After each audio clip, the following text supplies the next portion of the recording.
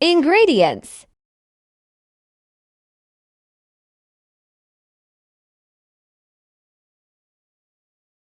put chicken in pressure cooker. Add some water. 2 tomato, 2 onion, 1 garlic, sabat garam masala, some salt, 4 tablespoon oil. Cover it for 5 minutes. Yakhni is ready. Stain it. Add some oil in pot. Add ghee. 2 onion. Mix it. Add yakhni chicken. Mix it. Add yakhni garlic. Add yakhni in the pot. For 5 green chilies, add mix masala. Add water.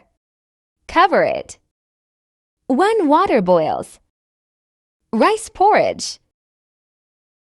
Mix it. Add some salt. Add garam masala. Cover it.